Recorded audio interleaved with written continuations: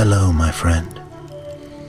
Today I will tell you another long-forgotten legend. Close your eyes and let the magic transport you to Middle-earth. Our journey begins.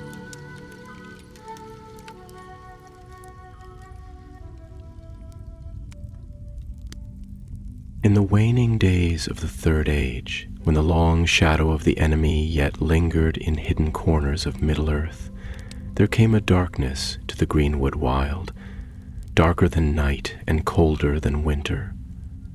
This was not the greenwood the great as it had been in elder days, nor the wholesome forests sung of in tales of elves and ents. This was Mirkwood, twisted and brooding, its trees grown gnarled and hungry for light, its paths prowled by ancient evils that whispered in the dark. It began with a sound, a low, echoing toll, like iron striking iron in the deepest chambers of the earth. It rang out at dusk, far in the south where the trees grew thickest and the mists never lifted. The woodmen who lived in scattered villages near the forest's edge heard it first. One bell, then two, then three, each one deeper and more mournful than the last, then silence. But the silence never lasted. These strange ones, cruel-eyed and silent, wolves with too many teeth, spiders that left no webs, shadows that slithered like smoke and stung like blades. The bells rang, and the evil came. At first none dared enter the forest. Then the roads became unsafe. Then the game grew scarce. And then the woodmen began to disappear. Thranduil, king of the woodland realm, watched with grim eyes from his halls beneath the hills. Though he was elven and his folk ageless, even he could not deny that something old and forgotten stirred in the roots of the forest. It was then that he summoned Thalion. Thalion was not a prince nor a warrior of renown. He was a scout, slender and quiet, with sharp eyes and a sharper mind. He had walked the forest paths since he could stand, listened to the trees, learned the ways of beast and bird. But more than that, Thalion had courage. Not the roaring kind sung of in mead halls, but the kind that stood firm when no songs were sung and no help would come. "My king," said Thalion, kneeling before Thranduil in the stone-carved halls lit by ever-burning lamps, "I am yours to command." Thranduil, tall and grave, descended the dais and stood before the young elf.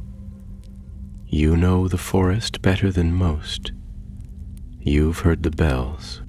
"I have," said Thalion, his voice low.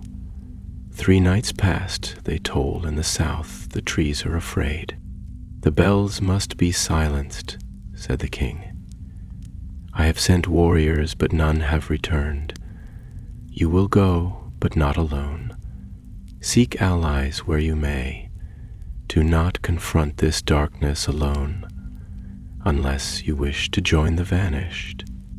And so it was that Dalion left the halls of his people with only a bow, a dagger of Galadrim steel, and a map inked by elven scribes.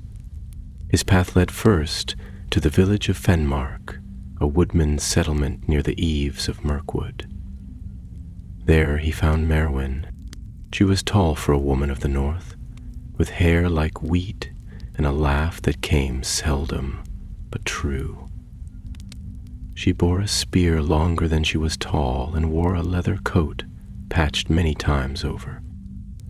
She had lost her brother to the forest's curse and had no fear left to give. "I've heard the bells," she told Thalion as they sat near her fire, hounds sleeping at her feet. "They toll every few nights. The beasts that come with them are not of this world. If you're going into the woods, You'll need someone who knows how to kill things that don't bleed like men." Talion nodded. "And if I fall, someone must carry word of what's found." Merwin smiled, thin and fierce. "If you fall, elf, I'll not stop to mourn you till the bells are broken." 2 became 3 when they reached the rocky hills at the southern edge of the forest. There, in a stone hut that smelled of smoke and iron, lived a dwarf named Drogar. He had once mined the roots of the mountains near Dol Guldur before the necromancer's shadow rose, and he claimed to know tunnels that reached beneath the forest's southern quarter. Thick of beard and belly, Drogar scoffed at elves and glared at men, but he listened when Thalion mentioned black bells. "Bells?" he muttered, stroking his braided beard. "Aye. Heard stories of cursed iron down in the deep. Old dwarves long dead said the enemy once forged bells to summon his creatures. Most were destroyed after the War of Wrath, but some say they were buried, hidden beneath trees and stone, bound by runes that time forgot." Balion's eyes sharpened. "Can you guide us to where they might be?" Drogar snorted. "I can lead you near. But if what you seek is buried in those roots, it's not stone alone that guards it." So it was that the 3 set out, each carrying what little they could bear. Into the forest they went, where the light grew dim and the trees leaned close, whispering secrets in tongues that none had spoken for an age. By the second night the mists closed in. By the third they could no longer see the sky. And then, on the 4th night, the bells tolled. They did not sound near nor far, but everywhere at once, as if the very air trembled with their call. 1, 2, 3. The earth seemed to breathe beneath their feet, and the trees swayed though no wind stirred. Talion stood still as stone, his hand on his bowstring. Merwin raised her spear and muttered a prayer to the old spirits. Drogar grumbled and fingered a pouch of black powder at his belt. Then came the silence. No birds sang. No beast stirred. Even the air seemed to hold its breath. "We're close," Thalion whispered, but Merwin shook her head. "No, elf. We're being watched." And far behind them, deep within the shadows of the forest, something laughed. Night in Mirkwood was a thing of weight and breath, a living shroud that wrapped around the world and pressed into the bones. Beneath the bowed boughs and ancient limbs, the darkness moved with purpose, hiding not merely the absence of light, but the presence of watching eyes, and things long forgotten by the sun. Talion, Merwin, and Drogar made their way with care, for the forest had grown twisted in ways that even Thalion, who had walked these paths since his earliest days, no longer recognized. Trees once familiar had changed their shape, grown inward and warped, with trunks that leaned together like whispering crones, and roots that snaked across the path like traps set for the unwary. They pressed deeper still, following the faint trail marked only on the elven map, which grew more uncertain with each mile. The markings became guesswork, the clearings narrower, and the air heavier with a scent like damp iron and old ash. There was little speech between them, for speech, like laughter or singing, seemed wrong in that place, an intrusion into a realm that did not welcome such sounds. On the 6th day, they came upon the remains of a way station, a place where Thalion remembered his kin had once set up watch during the long patrols of the Second Age. It was little more than a ring of crumbled stone and moss-covered flagstones now, but it bore the mark of the stars, etched faintly into the lintel stone above the fallen doorway. Thalion knelt and touched the sign with reverence, though his face darkened as his fingers came away stained with soot.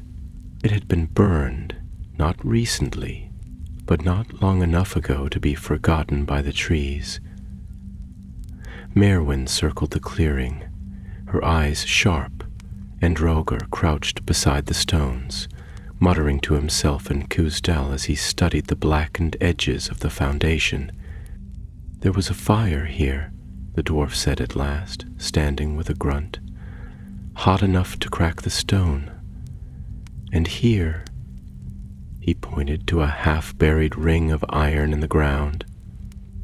A spike was driven here, hammered in deep. Something was bound or summoned. Gallion rose slowly, brushing moss from his knees. They came here, orcs or worse, and they made use of what once protected this place. No, Merwin said, her voice low and grim. They made mock of it. That night they camped in the trees, taking turns to watch the dark. Phalion perched high in the branches of an elm while Maewyn bedded down beneath with her spear close at hand. Dragar snored softly beside the coals of a fading fire, though his hand never strayed far from his belt pouch, which he claimed held powders capable of shattering stone. The bells did not ring that night, but something else moved beyond their firelight. Soft steps, too light for beast or orc, yet too deliberate for wind or weather. Dalion drew no arrow, made no sound. He watched.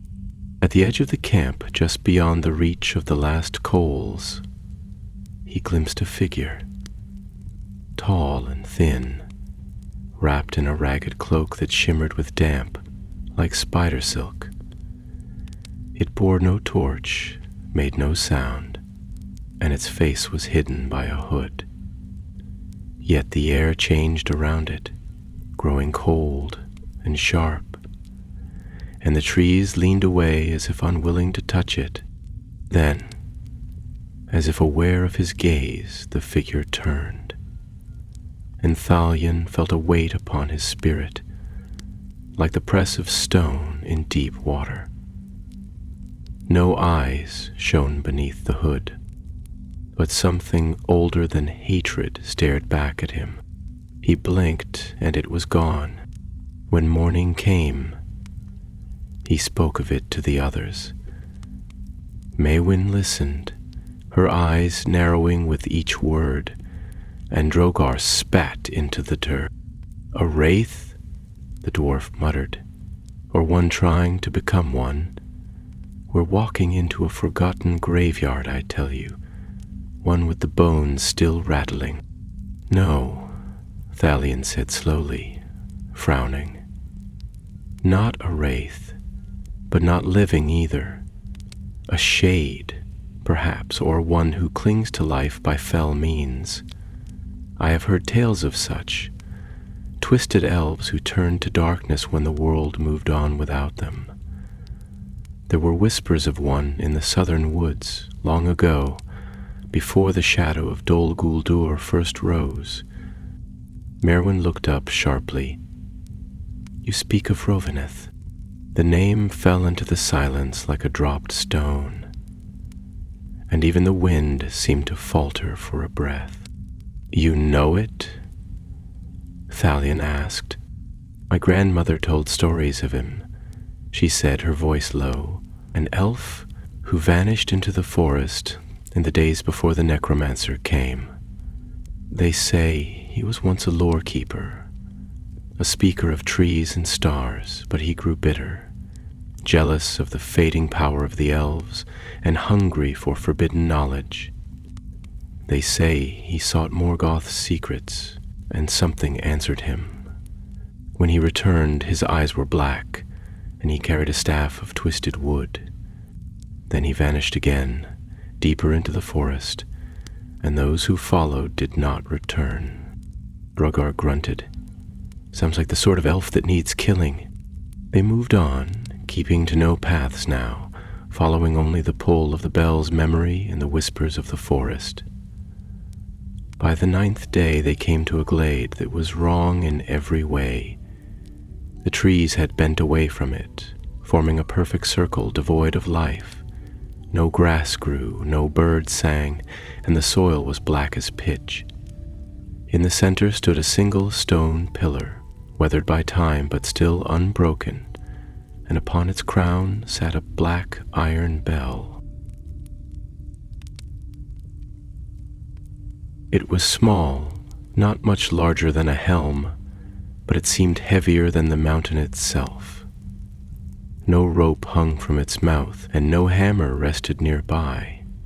Yet Talion could feel it, pulsing like a second heart in the air, cold and strong and slow. He approached it carefully, every step a prayer.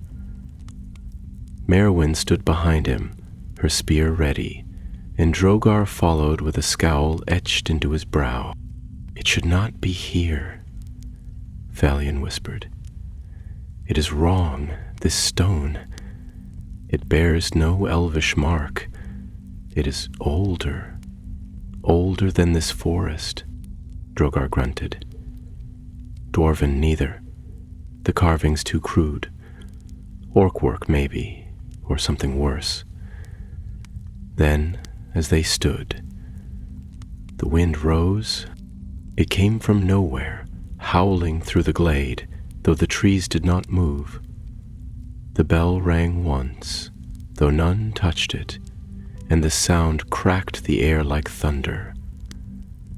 Valian stumbled, and Merwin fell to one knee, pressing hands to her ears. Even Drogar reeled, crying out in his tongue. When the echo faded, the glade was empty no longer. Shapes stood at its edge, tall, hunched, and cloaked in shadow. Their eyes burned dimly red, and their breath misted in the still air. They did not speak, they merely watched. Then, with dreadful purpose, they stepped forward. Valian loosed the first arrow, silver-tipped and swift, and the battle began. The creatures that moved from the edge of the glade were not orcs, though they bore some kinship to that fell race. They were taller, thinner, their limbs long and crooked like burnt branches, and their faces, what could be seen beneath the tattered cowls, were pale and mask-like, with hollows where eyes should be and mouths that never opened, yet hissed with each breath. They came without cry or warning, without the mindless hunger of beasts or the brutish jeers of goblins, but rather with the dreadful silence of death. As if they had no need of speech in a world already falling quiet at their coming. Dillion's first arrow struck true, burying itself in the chest of the leading shadow, yet the thing did not fall. It staggered, turned, and kept advancing. Another shaft flew, and a third, quick as the blink of an eye, and though one fell, the others pressed forward, unheeding. Merwin sprang to meet them, spear held low, feet planted like the roots of an old tree. Her weapon, tipped with iron hardened in fire and laid in elder oil, found its mark in the gut of one of the wraith-like foes, and with a howl that came from nowhere and echoed everywhere, it fell writhing upon the black soil. But the others surged around her, silent and grim, their hands reaching with talons like broken bone. Drogar, for all his grumbling and girth, fought like a hammer storm. He He hurled a pouch of his black powder at the earth between the attackers, and with a sharp crack and burst of red flame, the ground shook. 2 of the foes were caught in the blast and thrown back, limbs ablaze. Though the fire burned white and gave no heat, he drew a broad-headed axe from his back, one hewn in Khazed-dûm and etched with runes of warding, and he struck down any who came near, cursing in the old tongue of the dwarves. Silmarillion had no time to marvel at their mettle. He moved like a shadow through the battle, loosing arrow after arrow, always from the flanks, always at the moment his companions were pressed. His aim was sure, but the creatures fought like men who did not fear pain or death, and soon their numbers threatened to surround the glade entirely. It was then that the bell tolled again. The sound came not from above, but from the earth itself, like a stone heart struck with a giant's fist. The pillar shook, and the iron bell rang out, though no hand had touched it. The air turned cold enough to frost the breath, and the light of day fled from the glade, as though the sun itself had turned its face. In that moment of ringing, the shadows faltered. The creatures hissed and shied from the sound, as if even they feared what the bell summoned. Some turned and fled into the trees, vanishing into the mists with unnatural swiftness. Others staggered, clutching at their heads with clawed fingers, keening like wind through dead branches. Silmarillion did not hesitate.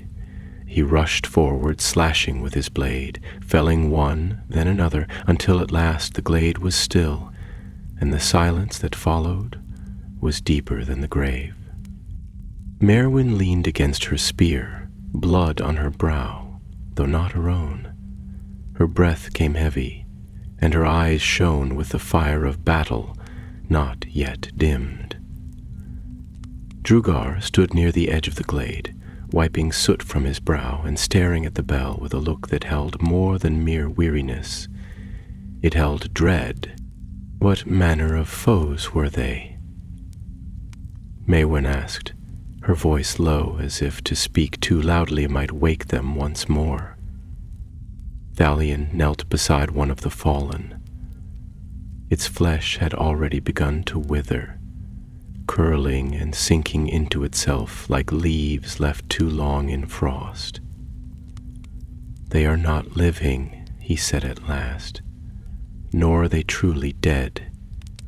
Bound spirits, perhaps, called from the barrows of old, or shaped from the fear that clings to this wood, servants of something greater." Drogar spat and shook his head. No mere ghost could stand against dwarven steel like that. These were made for war, not mourning. I've seen worse beneath the mountains, but never so close to the surface. Whatever called them, whatever rang that cursed bell, has power rooted deep. They left the glade behind, though its shadow clung to them long after. The road that followed was rough and winding, deeper into the south, where maps faltered and only stories dared to go. The trees grew taller there, older, with trunks like towers and roots like the arms of sleeping giants. No birds sang, no breeze stirred. The very leaves seemed to hold their breath. For 3 days they traveled without meeting another soul. They passed ruined stones half sunken in moss, twisted shapes of wrought iron long rusted into the earth, and the broken remnants of statues whose faces had been worn smooth by time or defaced by hands filled with hate. On the evening of the 3rd day, they came to a rise overlooking a hollow, and there they beheld it, the heart of the curse. It was a ruin, though that word scarcely did it justice. Once perhaps it had been a temple, a place of worship or gathering, built in elder days when even this part of the world had known the light.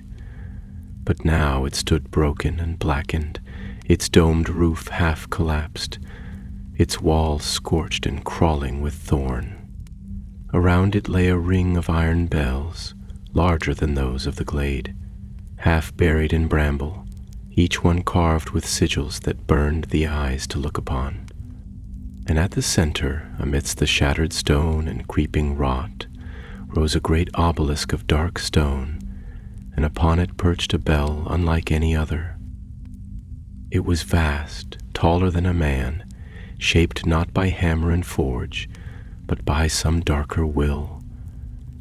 It shimmered not with metal, but with shadow, as if its surface drank the light around it. And beneath it, standing still as stone, stood a figure cloaked in gray. Dalian felt it first, the sense of being seen, not by eyes, but by something deeper. It was as though a hand had reached into his thoughts and turned them over like pages in a book. The figure looked up, and though distance and mist blurred its features, Thalion knew without doubt that it was no man, nor even a wraith. It was something older, and yet bound to the world still. Merwen shivered beside him. "Is it him?" she whispered. "Rovaneth?" Thalion said nothing. The figure raised one hand, long-fingered and pale, and the great bell stirred, not by rope, nor wind, nor hand, but of its own accord. And far beneath their feet the forest answered, "It is said that the land remembers. Long after voices fall silent and the names of kings are forgotten, the stones hold echoes, the rivers murmur of deeds great and dark, in the trees, especially the trees, whisper the memories of the world to those who listen with more than ears. And in that deep hollow of Mirkwood, where the black bells stood among the ruins of a fallen shrine, the land remembered sorrow and flame, and it wept in silence for what once was and for what stirred again." The bell upon the black obelisk stirred a second time, and though no sound escaped it, a tremor passed through the forest as though the very earth had flinched. Merwen staggered, clutching her side, and Dragar swore in the dwarven tongue, his eyes fixed upon the figure below. Thalion, still crouched upon the rise, could not tear his gaze from the one who stood at the bell's base. The figure seemed to draw the light into himself, not through enchantment of glamour, but because light itself dared not touch him. He wore a robe of ash gray, though it was so faded and tattered that its original hue might once have been silver or white. His form was tall and gaunt, though there was no stoop in his shoulders and no weakness in his stance. His hair, if it could be called such, hung in long black strands like wet cords, and his hands, long, bare, and pale as ivory, when he turned his face upward, Thalion beheld what no tales could have prepared him for. The being's face bore the features of the firstborn, clear and fine, yet corrupted by time and torment. His eyes, once bright with the light of stars, were now pits of endless night, yet within them flickered the faintest memory of silver fire. His skin, though unblemished, was drawn tight over his bones, giving him a look both regal and corpse-like. Thalion knew, though no word had yet been spoken, that he beheld Rovaneth. There was power in him, old, twisted power, steeped not in rage or flame, but in grief and longing curdled to malice. Here stood an elf of the elder days who had turned from the westward path, not for love of darkness, but for hatred of fading. He had bound himself to the land, not to preserve it, but to master its memory, to keep its past alive through suffering and fear. Hell does not see us, Merowyn whispered, her voice barely audible beneath the shivering leaves. No, Thalion murmured. He does not need to. He already knows we are coming. Drugar shifted beside them, drawing forth a small satchel bound in copper thread and sealed with wax. Whatever that is, he muttered, it's no elf now. That thing down there? He's wrapped himself in the power of the enemy, mark my beard. Thalion glanced at the dwarf's burden, eyeing the satchel with suspicion. What is that? Fire enough to bring down a mountain pass, Drago replied, if placed rightly. Then we shall place it, Merowyn said, rising to her full height, her eyes flashing with a cold light. But not from up here, peering like foxes from a hole. We go down there, while he dreams and the bells sleep, and end this before the tolling begins anew. Thalion did not answer at once. His heart, though strong, was burdened with doubt. The runes were not unguarded, and Rhoveneth was no mortal foe. Yet he looked upon Merowyn and Drogar. One a warrior of the woodfolk bearing the wounds of many battles, the other a son of stone who had seen the fires beneath the mountains, and he felt strength return to his limbs. They descended beneath the cover of dusk, taking the long path among the thorns and stones. The air grew heavier as they neared the ruined shrine, and each step felt as though it sank deeper into the world, as though they passed not into a place, but into a memory. The stones here bore runes long since worn away, and twisted statues stood like watchers on either side of the path. Thalion caught glimpses of forgotten forms, elves and men perhaps, or something older still, chiseled in ancient reverence and now half consumed by rot and ivy. The bells that lay in a circle around the shrine did not toll, but they hummed faintly, as if awaiting the breath of command. It was beneath one such bell that they paused, crouching in the high grass. Merowyn cast her cloak across it to muffle its resonance, and Drogar knelt at its base, unrolling the satchel and withdrawing small vials and glimmering powders, all of which he handled with the care of one who knows the cost of a single misstep. I need but a few minutes, the dwarf muttered, and no loud sounds. Thalion's eyes never left the obelisk. Rhoveneth still stood unmoving, as though frozen in time, though his presence pressed against the mind like an old ache. Yet it was not the sorcerer alone that troubled the elf's heart. There were shadows stirring now at the edge of the ruined walls, slender figures that moved without sound, appearing between one blink and the next. Wights, Thalion murmured, and Merowyn's knuckles whitened around her spear. He is never alone. The first of the shades emerged, fully from the wall's edge, its form no longer cloaked, but fully visible beneath the bloodlight of the fading sun. It bore the semblance of a man, yet its face was smooth and without feature, its limbs too long, its movements too fluid, as though its bones had forgotten how to hold a shape. Behind it, others followed, gliding across the broken stone as though floating above the ground. Then Rhoveneth stirred.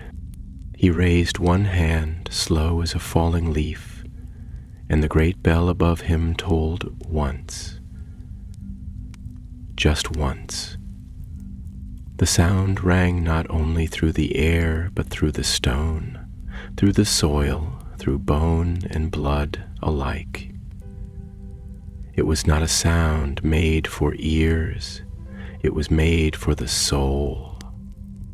And the forest answered. From the trees came the low groan of roots turning in the earth.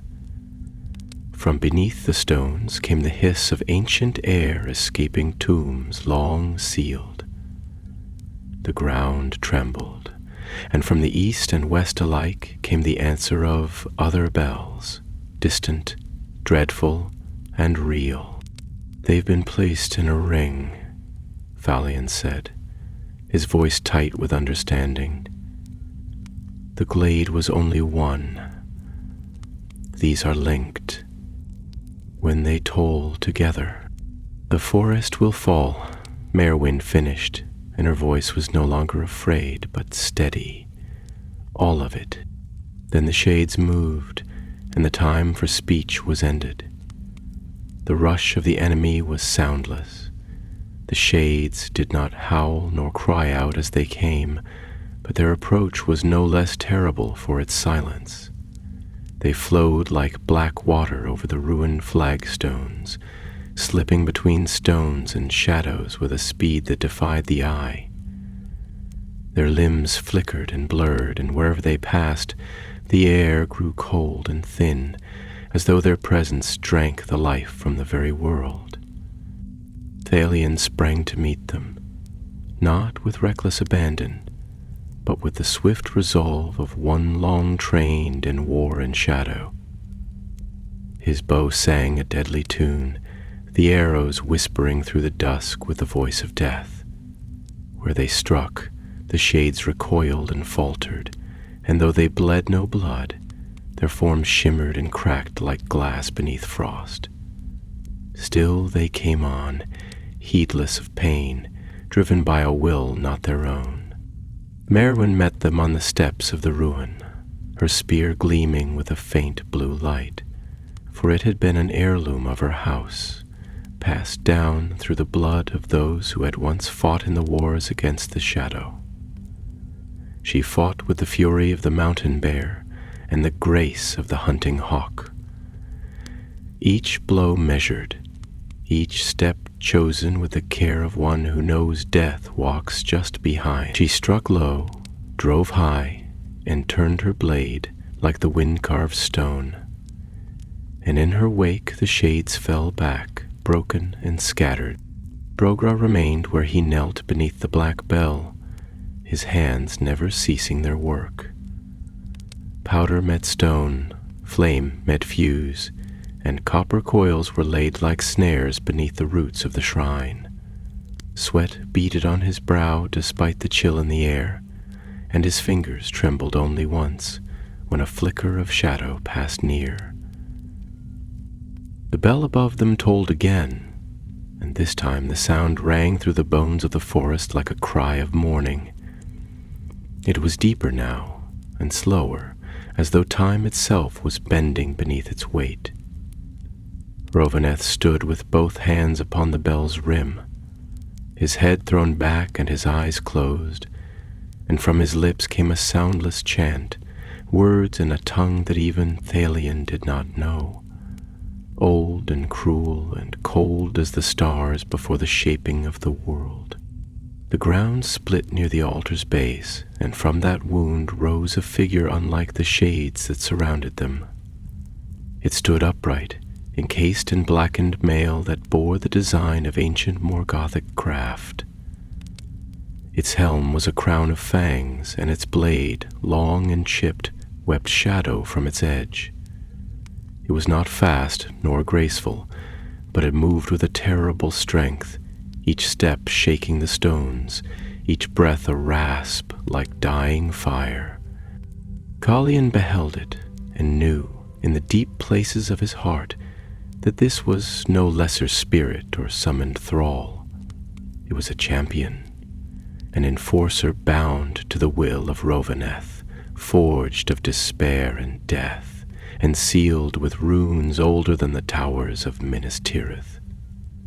It turned its gaze toward Merwin, who stood atop the shrine steps, blood on her hands and fire in her eyes, and it came for her with sword raised high.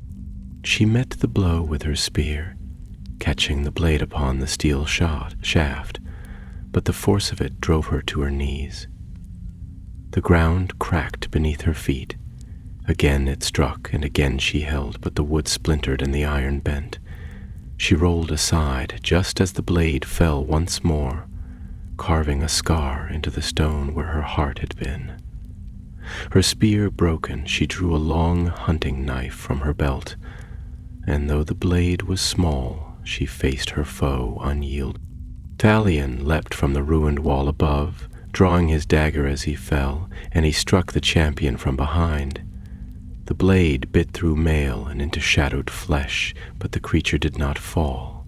It turned its helm hissing with vapor and caught the elf by the throat, lifting him as one might raise a banner in wind. Thalion struggled. His breath caught, the world darkening at the edges of his sight, and he could feel the corruption in the thing's touch, cold and full of sorrow.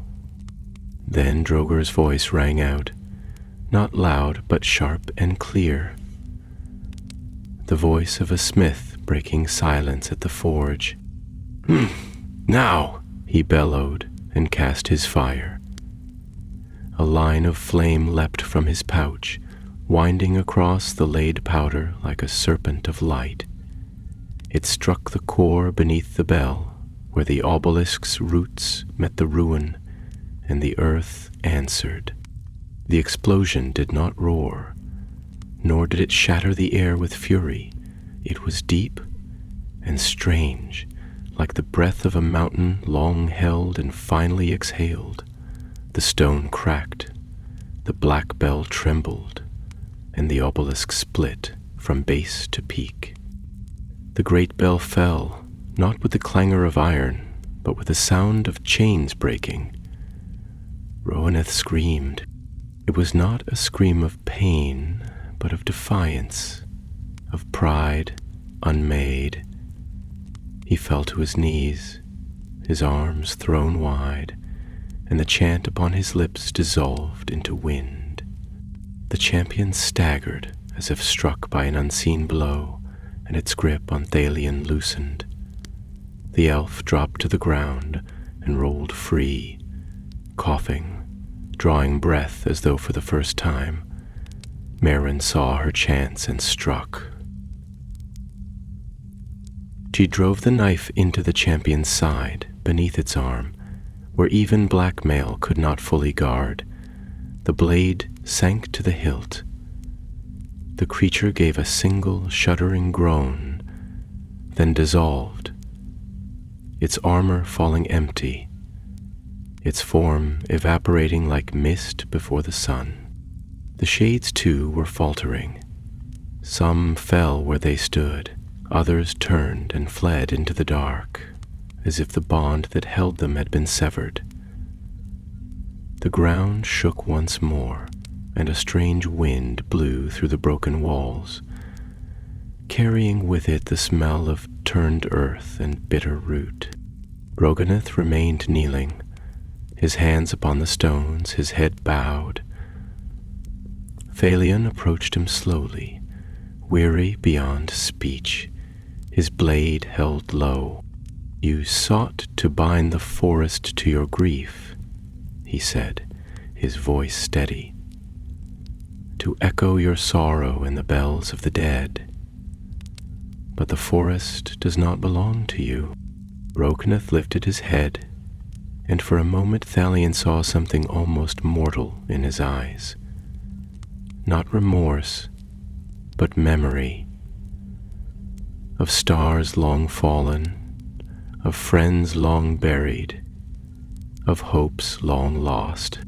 "Then let it be taken from me," he whispered, and with that he crumbled, not slain by steel, but by the breaking of his will. His body fell like ash to the stones, scattered on the wind, and was gone. For a long while they stood in silence amid the broken shrine, as though the world itself held its breath in wonder that such darkness could be lifted. The wind had stilled, the groaning of roots beneath the soil had ceased, and the low, dreadful hum of the black bells was no more. Only the faint cries of birds returning to the eaves of the forest, cautious and tentative, marked the change in the world. It was not triumph that they felt, for the battle had not left them exultant. It was something else, an aching stillness, a sorrowful peace, as though the forest had been delivered from a long and bitter dream, and now woke, weary and uncertain of the morning.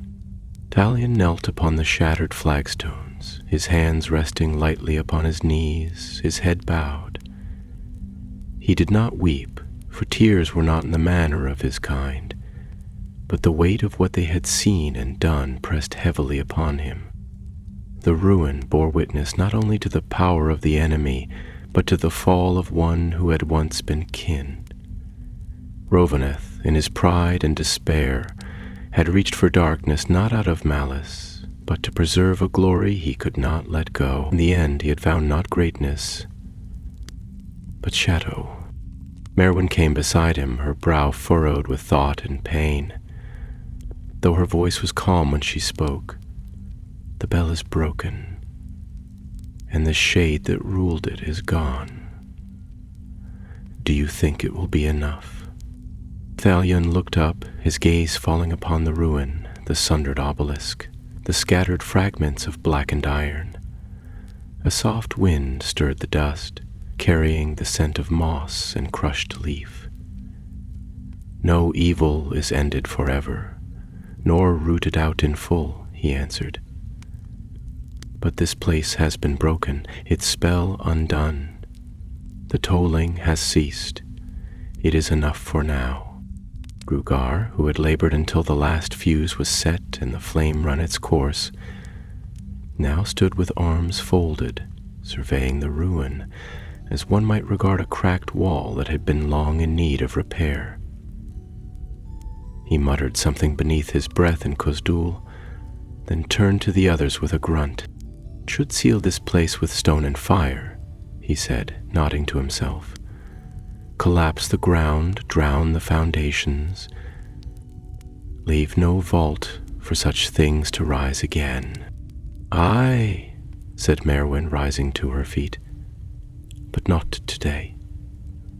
We have done what we came to do." And so, as the stars began to appear in the sky above the trees, they set their camp one last time upon the edge of the hollow. They dared not rest within the ruin itself, for though its curse was broken, the memory of what had dwelt there would linger many years.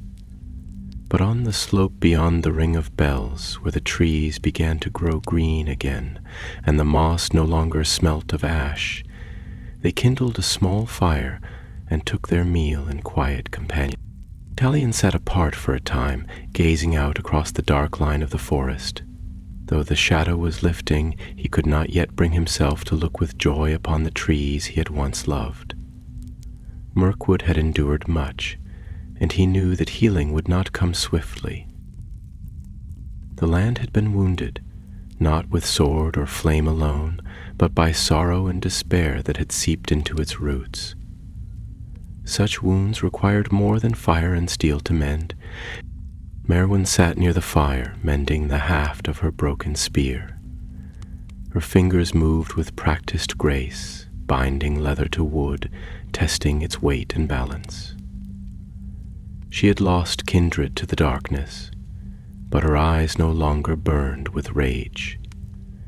There was strength in her still, but it had tempered into something quieter, like the steady strength of stone. Droger snored beside the fire. Having eaten heartily and drunk deep from a flask he guarded more closely than any weapon, his beard twitched now and again, and he muttered of tunnels and treasure in his sleep. but his rest was peaceful, the deep, honest sleep of one whose labors had been finished with care and honor. Delian at last returned to the fire, and when Merwin looked up, he nodded. At dawn we return north. There are others who must be told, and the forest must be watched. This evil may be ended, but it will not be the last. She gave him a faint smile, one corner of her mouth turning as if she weighed his words and found them both true and familiar. You elves always speak as if the end of one evil is but the turning of a page.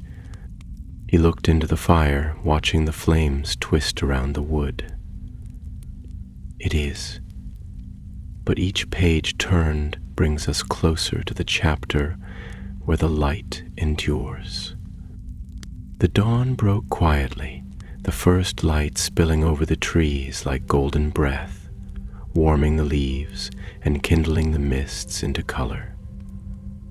Where once the air had hung still and foul, now it stirred with a sense of earth and leaf and the faint songs of birds returning to their forgotten homes. As they departed the ruins, Dalian lingered a moment longer at the edge of the shrine. He drew from his satchel a single seed, wrapped in cloth, given to him long ago by a lore keeper of his people, with words that it should be planted in soil that had known sorrow.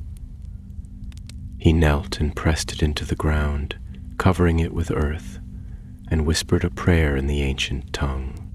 Merwin watched him from the path and said nothing. When he rejoined her, she asked only, "What will it grow into?" "I do not know," he said, "but the forest will." And so they passed from that place, leaving the broken bells behind, their purpose ended. The shadows that had ruled there no longer stirred, and the wind that moved through the boughs was no longer laden with fear. Though Mirkwood would ever be a place of caution and dark memory, the land had turned, if only by a little, toward healing. And in time, when the seed took root, there would grow a tree unlike any other in those woods. A tree whose bark shimmered silver in the moonlight, and whose leaves sang in the wind with a voice like bells, not of sorrow, but of hope. They journeyed northward beneath the canopy of Mirkwood, though the path was no longer burdened by dread. Yet the forest remained vast and full of mystery, and the mists still gathered in the hollows where the sun could not reach. The ancient trees, though no longer whispering malice, watched them pass with a silent vigilance, as though the forest itself were stirring from a deep slumber, uncertain whether to rejoice or remain wary. It was not the greenwood of old, but something new, as though the land, freed from the long tyranny of sorrow, was now seeking once more the name it had lost. Thalion moved ahead, guiding their course through tangled undergrowth and across the crooked banks of shallow streams, their waters dark with leaf mold and the dust of fallen time. He walked lightly and with quiet steps, though his thoughts were not light. The ruin they had left behind haunted his mind, not with fear, but with the memory of what might have been. Rovaneth had once walked among the Eldar, sung songs beneath the stars, and spoken the names of the constellations in the tongue of the Valar.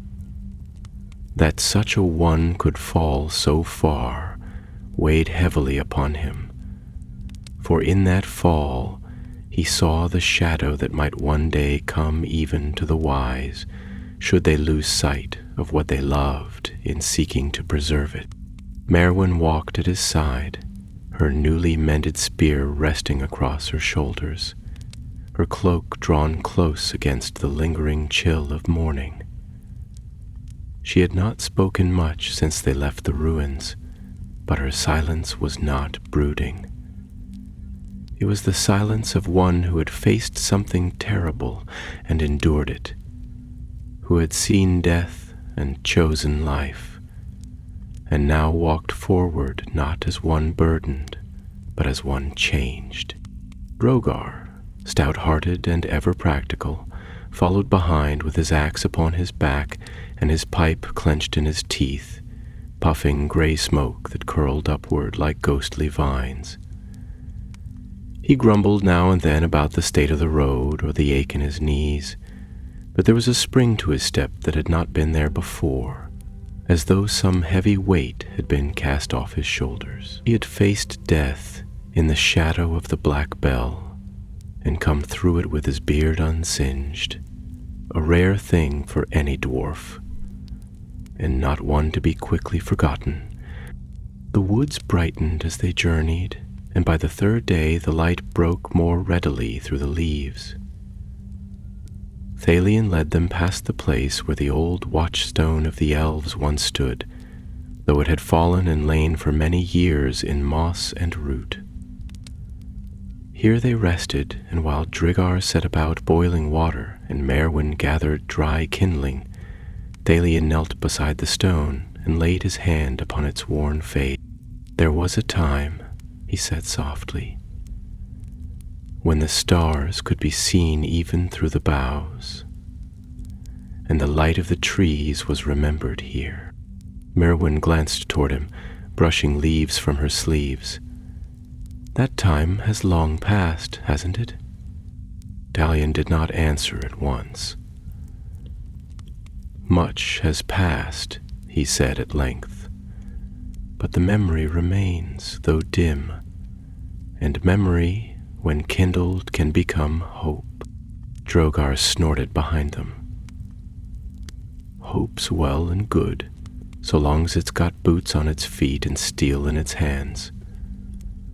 I'll take memory if it comes with supper and a dry place to sleep."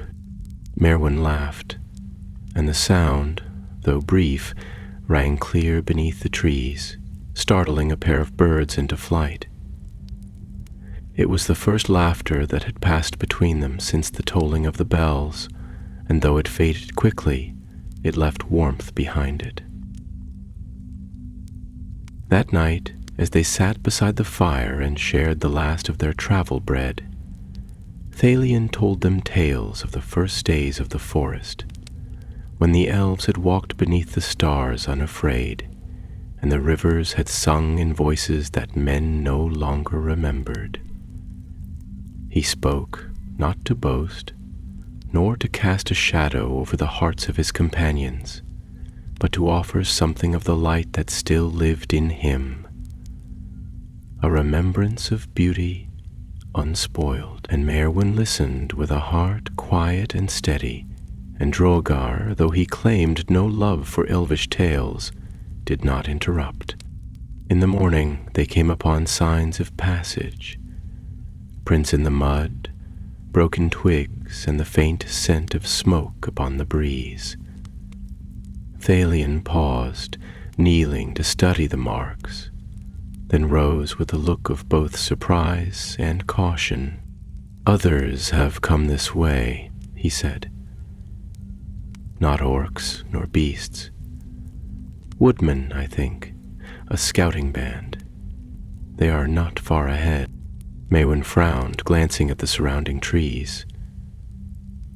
"Then the word has already begun to spread. That is well." They pressed on, and before noon they reached the place where the road once cut through the forest, little more now than a worn trail of stones and moss. There they met the scouts, a band of 6, clad in wolfskin and armed with bows and long knives. Their leader, a tall man with hair touched by gray and a scar across his cheek, stepped forward as Thalion approached. "Hold," he said, though not unkindly. "You come from the south." "We do," Thalion answered. "From the ruins beyond the Hollow of Thorns. The black bells are broken. The shade that ruled there has fallen." The man's eyes widened, and a murmur passed through his fellows. "Is it true, then? The tolling has ceased?" "It has," said Merwin, stepping forward. "We stood before the altar when it fell. I am Merwin of Fenmark, and I give you my word." The man bowed his head slightly. "Then you have done what many dared not dream. I am Heradoc, captain of the Outer Watch. We were sent to find signs of the enemy's strength, not to hear of his defeat." Drogar stepped forward, puffing his pipe and squinting up at the man. "Then count your stars, friend, for you've found the end of the tale. But mind you, it was not without cost." That evening they camped together, and the tale of the Black Bells was told again, this time beneath a sky clear of mist, where the stars shone like frost upon velvet. The scouts listened in silence, and when it was done, they passed round a flask of honeyed mead and raised it to the three who had dared the heart of the forest and returned. So it was that the tale began to spread, carried on the tongues of those who dwelt in the borderlands and the woods. The bells were silent, and with their silence came a stirring in the hearts of the free folk, a sense that the darkness could indeed be challenged, that old wounds might be healed, and that even in the deep places of the world, light might yet return. And still, in the heart of Mirkwood, where once the black bells had tolled and the shadows walked at the bidding of a fallen soul, the earth rested. The wind moved gently through the boughs, and beneath the soil, where a single seed had been planted in sorrow, a new root stirred. The days that followed passed with the steady rhythm of journey's end drawing near. The weight that had lain heavy upon them since their descent into the heart of the forest began to lift. Though it did not vanish entirely, for those who walk long in shadow seldom come away unmarked. Yet the path grew easier, the mists less thick, and the sound of the world more true. The trees, though still tall and ancient, no longer pressed in so closely upon the way, and shafts of sunlight filtered through the canopy with a gentler hue, golden and green, softening the weary tread of their feet. Valian led them now not with wariness, but with the quiet assurance of one who had reclaimed a forgotten road. His steps were swift and sure, and his eyes, though still keen, no longer scanned every shadow for threats.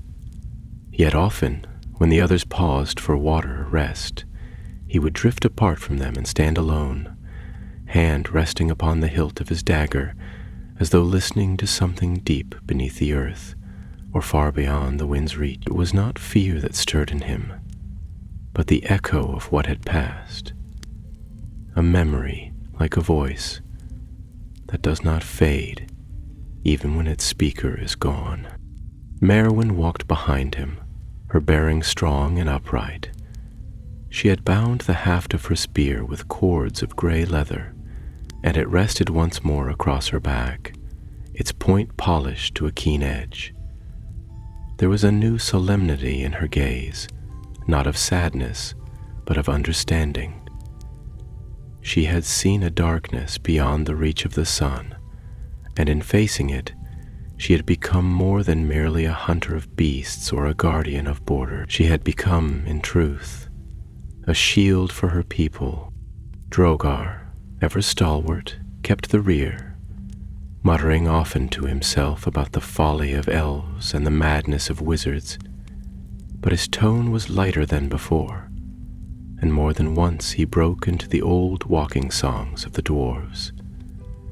These he sang in a deep, rolling voice that echoed among the trunks like the memory of stone halls, and the trees did not seem to mind. Once, when the sun had begun to set and the air was thick with the golden hush of evening, Merwin joined him in song, her voice low and strong, and Thalion, hearing them from afar, smiled without words, On the fourth morning they passed the ruins of an old waystone, carved with symbols so worn that only an elf's eye could read them. Thalion paused, brushing moss from its face, and whispered a few words in the speech of his people. It marked the northern watch bounds of the woodland realm, where once sentinels had kept silent vigil in the days before the shadow rose in the south. Now the stone lay cracked and half sunk into the earth, but Talion's touch was gentle, and as he stepped away, the wind stirred the leaves as though in answer. That evening they came at last to the river, the forest river, silver and swift, flowing northward toward the halls of King Thranduil beneath the caverns. The waters glittered in the fading light, and across the far bank rose the first of the green hills that marked the woodland realm. There, upon the slope above the ferry landing, a company of elves stood waiting, clad in cloaks of leaf and silver, their bows at their backs, and their helms glinting like stars. Talion raised his hand in greeting, and the foremost among them stepped forward, tall and stern of face, his hair bound in a circlet of bronze. He bore a badge upon his shoulder, the sign of the king's guard, and his eyes, though cool, warmed slightly at the sight of the returning scout. "You have returned, Talion of the South March," he said. "And not alone." Talion inclined his head. "We bring tidings and dark work completed. The bells that tolled in the night are silenced. The shade that summoned them is no more." The elven captain's gaze passed over Maewyn and Drogar. "And these are your companions in that task?" "They are," Thalion answered. "Merwyn of the Woodmen, who stood against the champion of the bells and struck him down, and Drogar, son of Fundrick, who shattered the cursed shrine with fire born of mountain-craft." The captain looked long at each, and then, with a slight bow of his head, he said, "Then you are welcome in this land, though it is seldom such folk pass this way. Come, the king will hear of this with his own ears." They crossed the river upon the ferry, and the stars had begun to rise when they came to the gates of the woodland halls. There they passed beneath the arch of living stone, flanked by sentinels who bore torches that never burned down, and entered the deep places where light danced upon marble pillars and fountains sang in silence. The halls were carved with leaves and vines, and all the ceilings glimmered like starlight caught in dew. Though Talion had walked these chambers many times, he did so now with a new step, for he bore a tale worthy of the ancient throne. King Thranduil sat upon a seat of carved birchwood, high upon the dais, his crown of autumn leaves upon his brow. He was clad in robes of deep green, and his eyes, like clear frost upon mountain streams, turned toward the newcomers with unblinking calm. He heard their tale in full, without question or haste, and his face remained still as a lake beneath moonlight. But when the telling was ended, and the names of Roaneth and the Black Bells had passed from their lips, a shadow passed across his brow, and he rose slowly to his feet. "Long have I dwelt in these woods," he said, "and long have I guarded their bounds. But not since the days before Dol Guldur rose in the south have I heard the name of Rovaneth spoken.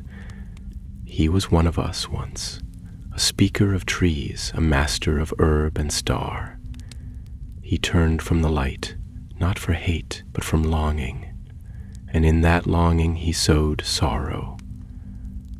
You have brought an end to what he began in secret, and for that the forest will remember your name." He descended the dais, and though he did not smile, his voice softened. "Thalion, my son of the March Wardens, your path was dark, yet you returned.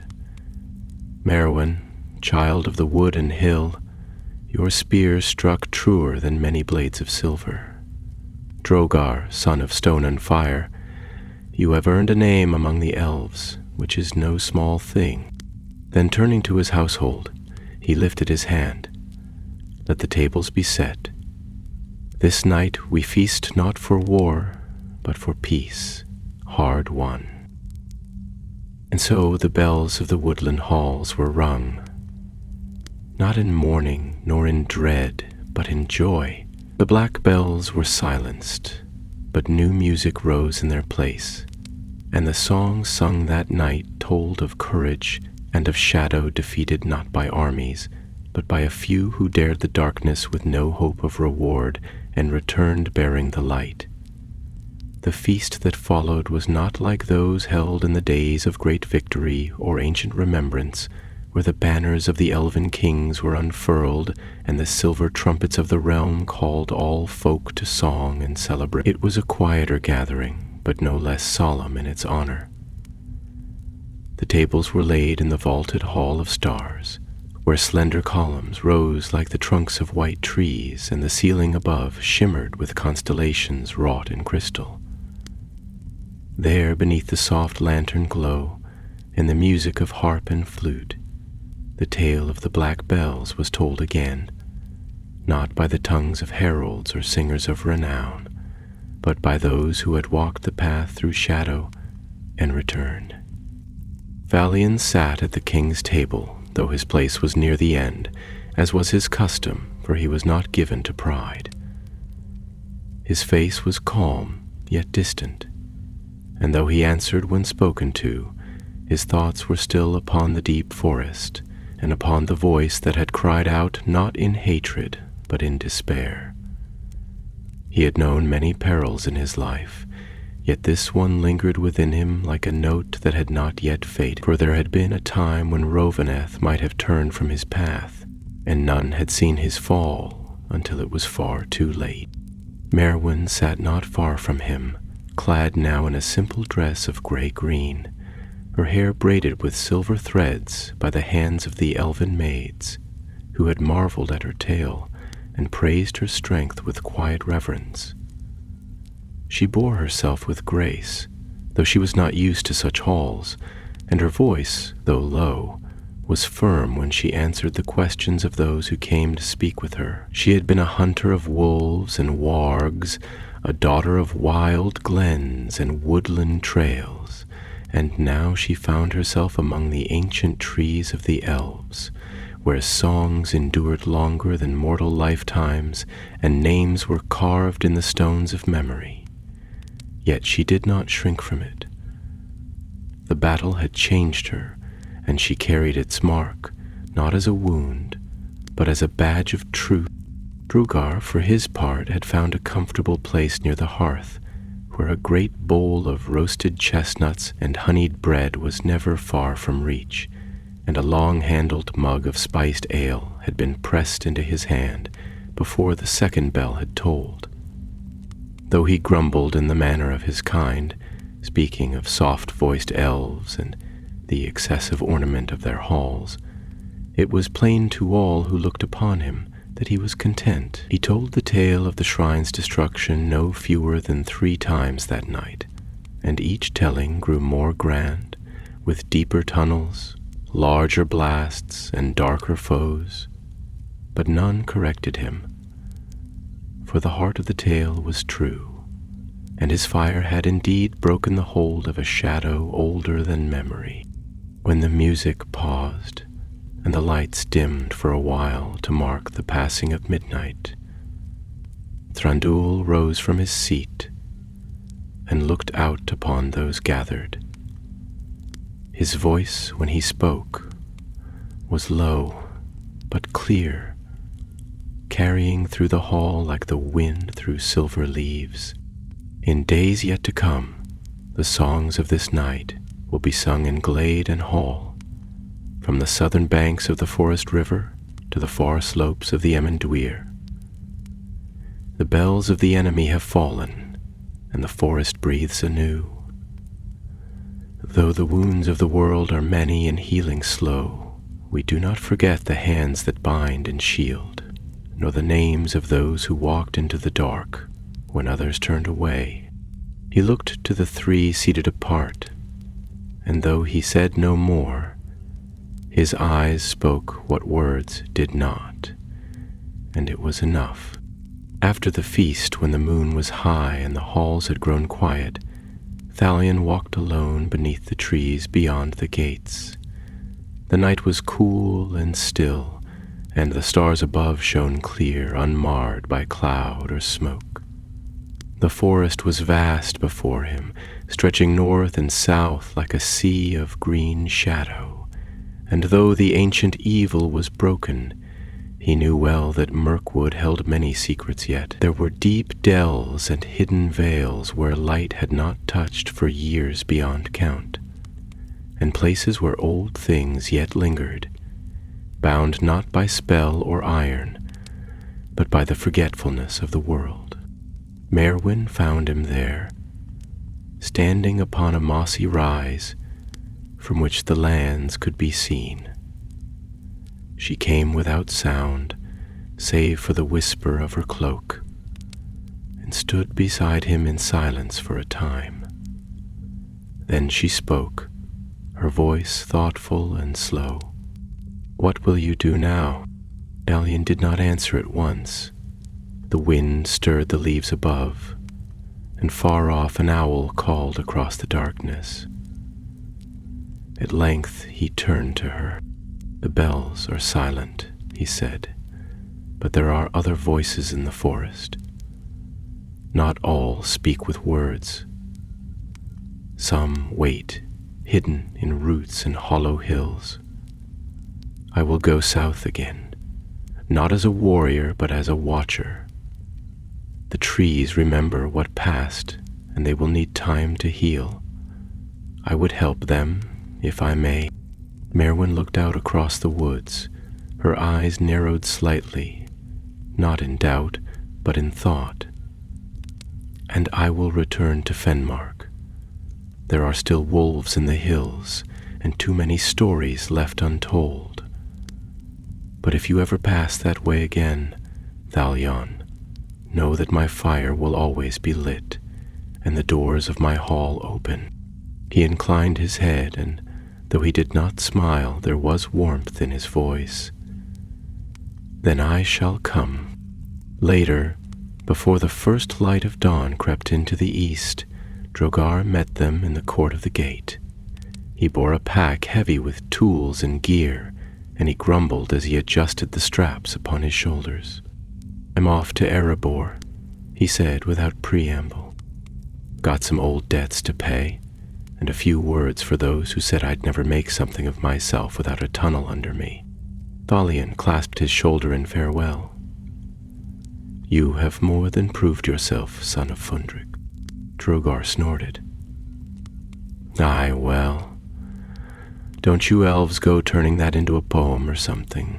It was just a bit of blasting powder and some well-placed rock." Merwin laughed, and the sound echoed lightly in the open air. So the three companions parted, not with tears nor speeches, but with the quiet understanding of those who have shared danger and fire. Their paths would carry them far from one another, but the road they had walked together would remain, a thread woven into the great tapestry of the world.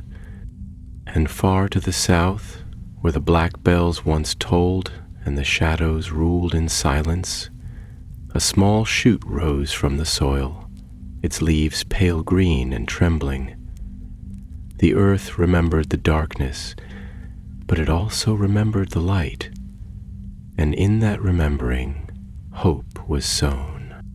Autumn deepened across the realm of the woodland elves, and the leaves of the beeches and oaks turned from green to gold, from gold to amber, and then began to fall, dancing in slow circles through the air before coming to rest upon moss and stone.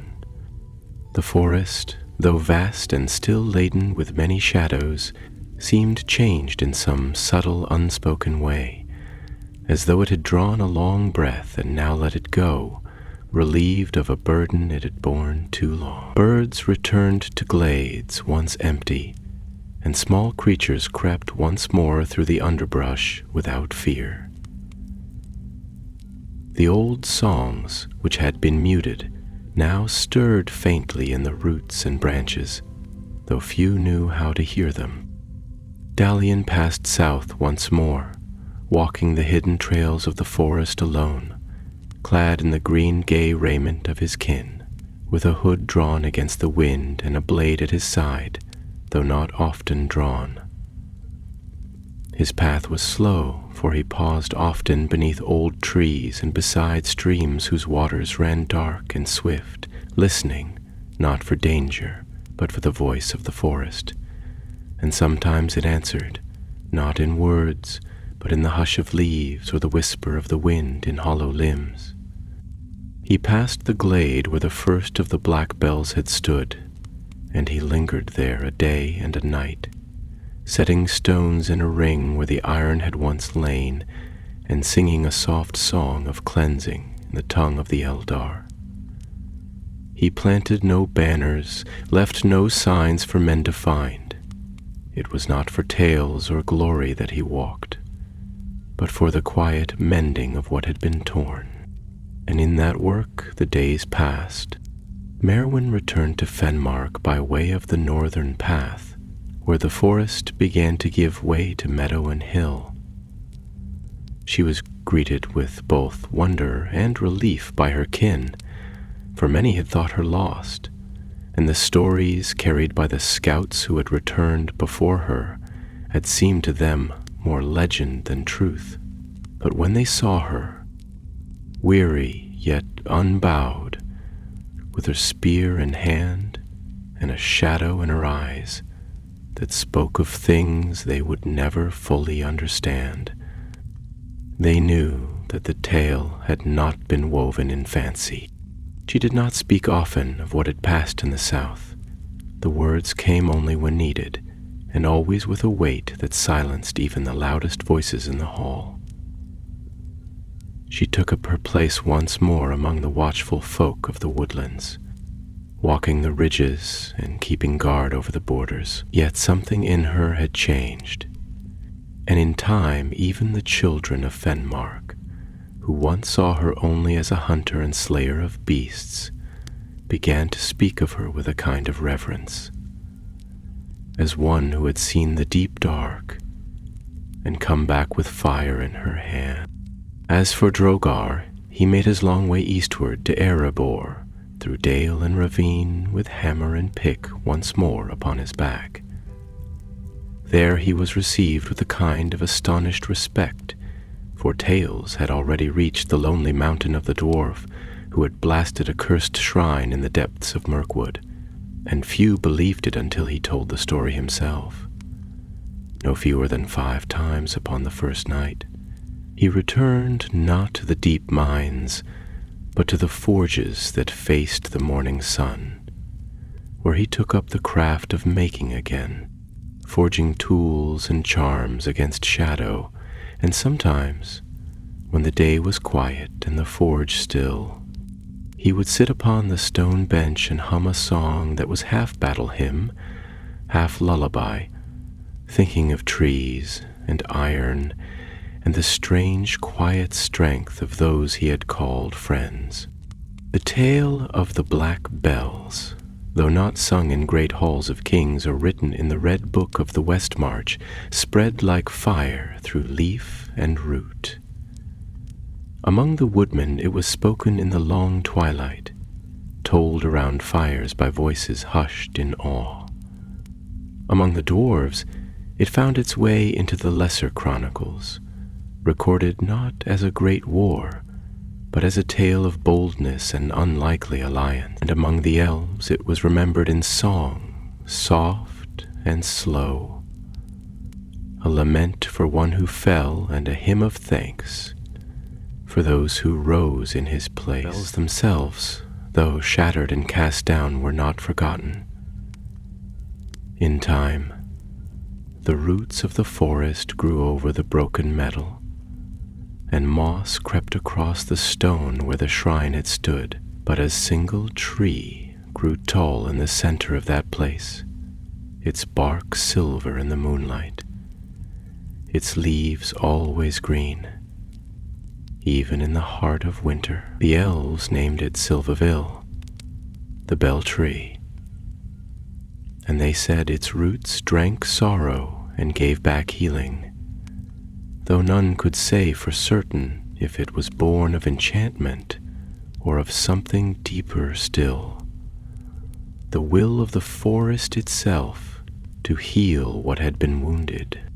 Many seasons passed, and with them the years, yet still from time to time travelers would speak of strange sounds heard deep in the southern woods. Not the tolling of bells, but something softer, gentler, like chimes stirred by a wind that could not be felt. Those who heard it came away changed, though none could say how, save that their hearts were lighter and their dreams less troubled. And so the darkness that had crept through Mirkwood was turned aside, not with armies or the clash of mighty blades, but by three who dared its depths, for no promise of reward, and stood when all others had fallen back. Their names were not carved upon monuments, nor sung by heralds in the courts of kings, but the trees remembered, and the wind carried their tale, and in the green silence of the forest they endured. In the deep quiet that followed the turning of that dark tide, Mirkwood remained a realm of wildness and old memory. And though its dread had been lessened and its curses broken, it did not forget its long years under the shadow.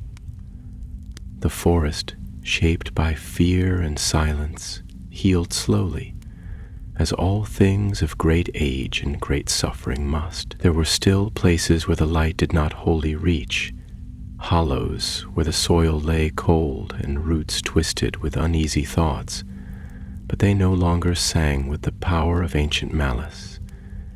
The black bells were gone, and in their absence the woods began to remember the older songs, the whispers of growth and rain, the slow murmur of roots deepening, the laughter of leaves in the sun. In the halls of King Thranduil the tale was preserved, though not with pomp or ceremony, but in the fashion of the elves, who wove their memory into songs and carvings, into the play of light upon the wall, and into the stillness of the trees that stood in the glades of the north. Thalion, who had returned to the forest as its silent guardian, was known no longer merely as a scout, but as one whose name had passed into the deeper lore of the wood. He did not dwell in the king's court, for such honor he did not seek, but passed instead between the trees, unseen by most, a watcher of forgotten trails and an unseen hand against the creeping dark. Oft he would stand beneath the boughs of Silvavald where once the black bell had tolled. And though the wound upon the land had closed, he did not forget what had transpired there. The tree had grown swiftly, as if the earth itself had poured its strength into its rising. Its leaves shimmered with a pale light at dusk, and even the birds seemed to pause in reverence when they alighted upon its branches.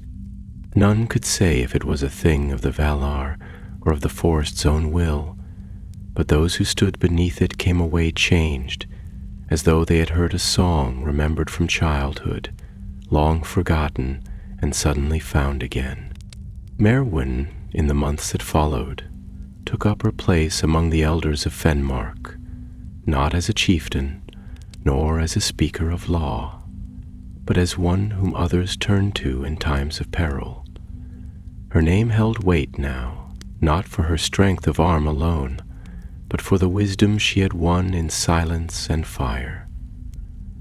The woodmen spoke of her spear as one would speak of a relic, and many of the young sought her guidance.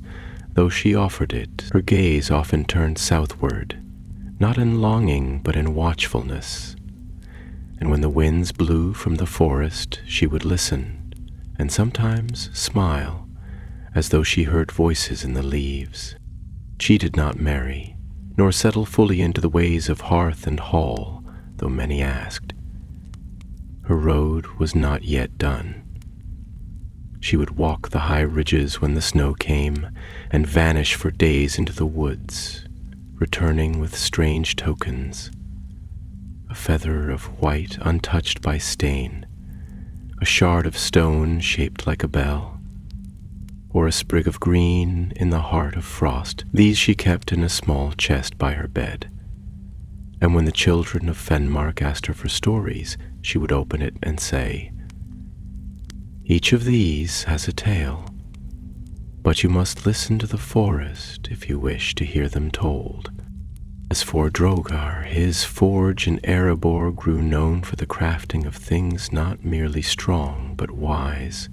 His tools bore markings none could read save himself, and though they served the miners and builders well, some swore they also stirred dreams in those who held them. He forged no weapons after the black bells fell, save one: a single hammer with a handle of ash and a head of black steel, which he named Cúsd Belin, Echo Breaker, and which he placed above his mantle, never to be sold or gifted, but kept as a remembrance of a war waged not for gold, but for the silence of the trees. In the years that followed, few spoke of Raveneth, and fewer still remembered his name. Yet in the deeper lore of the elves his tale was preserved, an elf who fell not by flame or blade, but by the slow turning of hope into bitterness. His fall served as a warning and as a sorrowful song, sung not to condemn, but to remember that even the fairest may falter when they cling too dearly to things that must pass. There came a day many seasons hence, when Thalion returned once more to the halls of Thranduil, not as a messenger or warden, but at the bidding of a dream. He had seen the moon reflected in a pool where none had walked for an age, and in its surface a bell had shimmered, not black but silver, ringing not with dread but with memory. He spoke of it to the king, who listened with eyes narrowed like the edge of dawn, and then said, "Perhaps the forest has begun to speak anew. We would do well to listen." So Salion led a small company south, not in war but in silence, seeking the place of his vision. Maerwyn came, though she said little of why, and Drogar, older and stiffer of knee, came also, grumbling of fools and dreams, but not turning aside. Together they crossed again the rivers and glades they had known. And when they reached the place where the shrine had stood, they found there a glade now open to the sun, and the tree Silvagil towering above, its roots deep and broad, its limbs crowned with birdsong, and at its base, half buried in moss and leaf, they found a bell, not iron nor forged, but shaped of smooth gray stone without crack or tarnish. It bore no runes, and when Thalion touched it, it rang with a sound like the sighing of wind through distant leaves. No shadow stirred at its tone, no fell thing answered. It was a bell not of summoning, but of remembrance. They did not take it, nor seek to move it. Instead, they sat in silence for a long while, and when they rose again, they left it untouched, a token of what had been, and of what had been healed. So the forest held its peace, and those who came after walked upon ground that had once known shadow, but no longer feared it. And the tale of the black bells passed into memory, not as a tale of despair, but as one of quiet courage, of friendships forged in darkness, and of a forest that, though wounded, had chosen to live. And so the tale came to its end, not with the sound of horns upon the wind, nor the clash of steel upon shield, but in the hush of ancient woods reclaiming peace. The shadow had been broken, the black bells silenced, and those who had dared the heart of the forest returned again to their scattered paths, their names carried not upon the wings of heralds, but in the whisper of leaves and the turning of seasons. The forest endured as it ever had, though changed in ways subtle and unseen by most. Where once the bells had tolled and sorrow thickened the air, now silence reigned, a silence not of fear, but of rest. The trees, in their slow wisdom, remembered what had passed. They remembered the tolling that had summoned darkness and the light that had followed it.